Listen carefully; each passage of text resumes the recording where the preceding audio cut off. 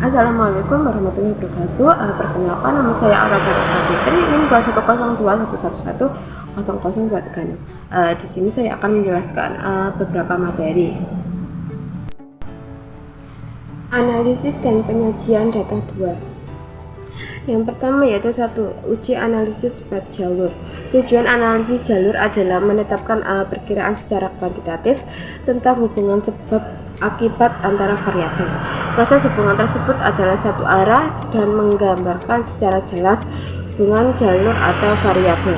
Alasan penelitian menggunakan analisis jalur adalah karena secara teoretik hubungan antara variabel X dengan Y bersifat rekursif dan hubungan antara variabel eksogen dengan variabel endogen cenderung linear.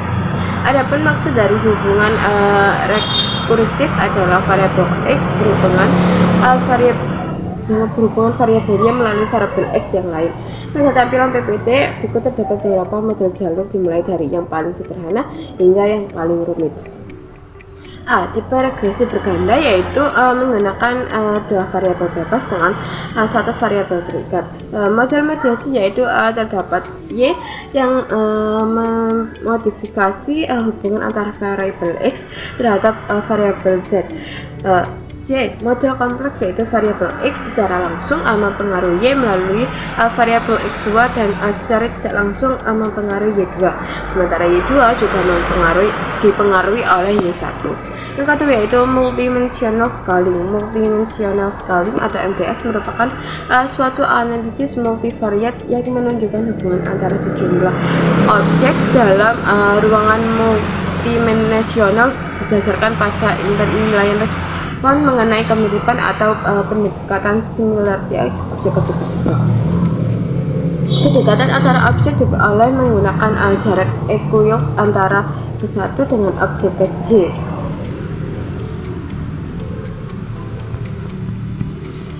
Di mana DIJ sama dengan jarak antara objek ke I dan objek ke J, yaitu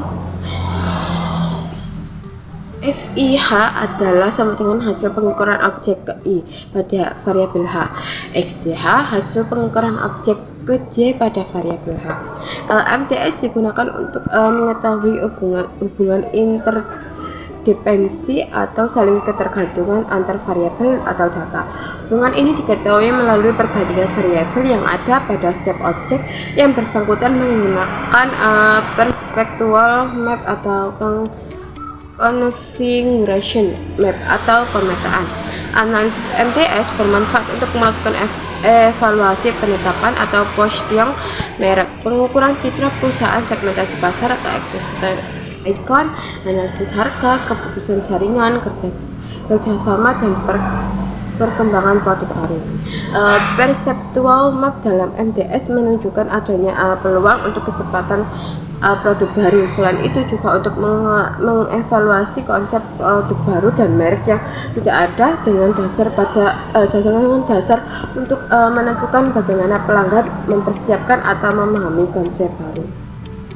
Beberapa implemen penting dalam MTS adalah leverage, Monte Carlo, dan nilai stres atau koefisien determinasi. Hasil leverage nantinya menunjukkan variabel-variabel mana yang dinilai berpengaruh kuat untuk meningkatkan status akhir. Monte Carlo digunakan untuk mengetahui tingkat keakuratan hasil.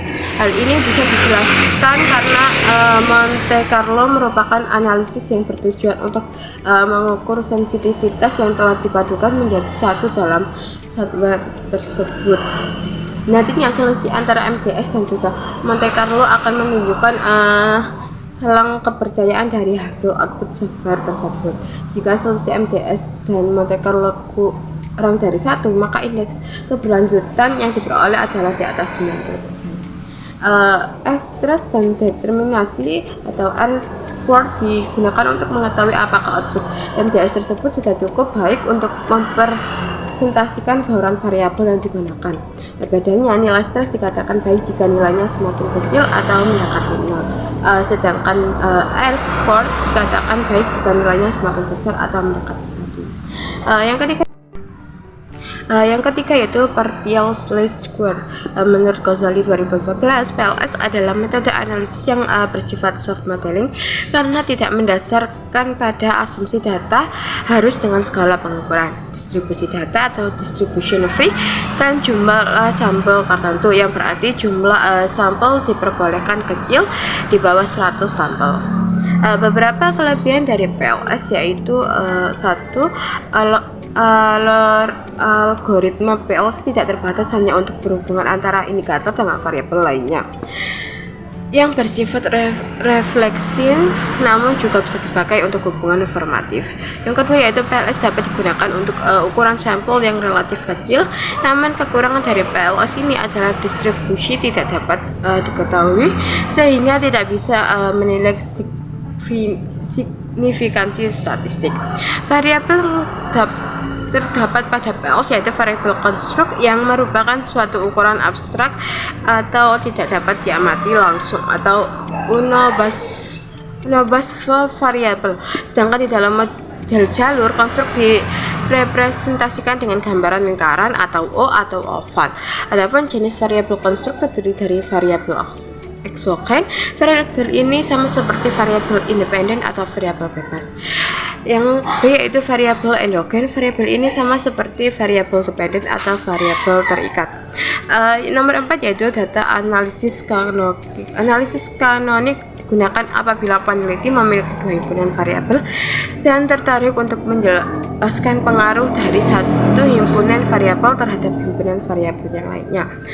Variabel independen dikelompokkan ke dalam suatu himpunan pembobot, dan variabel independen juga diberi pembobot dan dikelompokkan. Salah satu contohnya yaitu menjelaskan banyaknya kartu kredit dan tagihan rata-rata per bulanan kartu kredit oleh ukuran keluarga dan juga pendapatan. Tujuan dari analisis korelasi kanonik adalah mengukur tingkat keeratan hubungan antara himpunan variabel terikat dengan himpunan variabel bebas dan menguraikan struktur hubungan di dalam himpunan variabel terikat maupun dalam himpunan variabel bebas. Magic 2011. Asumsi yang harus dipenuhi dalam analisis korelasi kanonik adalah Magic 2011 yaitu Magic 2019. Yang pertama yaitu linearitas, yaitu keadaan di mana hubungan antara variabel terikat dengan variabel bebas bersifat linear. Yang kedua yaitu normalitas multivariat, yaitu penguji signifikan setiap fungsi kanonik, namun pengujian normalitas secara multivariat sulit dilakukan, maka cukup dilakukan uji normalitas untuk setiap variabel. Asumsi yang digunakan adalah secara individu sebuah variabel memenuhi kriteria normalitas, maka secara keseluruhan juga akan memenuhi asumsi normalitas. Yang ketiga yaitu tidak ada multikoloniritas antara anggota kelompok variabel, baik variabel terikat maupun variabel bebas. Baik, itu saja yang bisa saya sampaikan. Kurang lebihnya mohon maaf. Wassalamualaikum warahmatullahi wabarakatuh.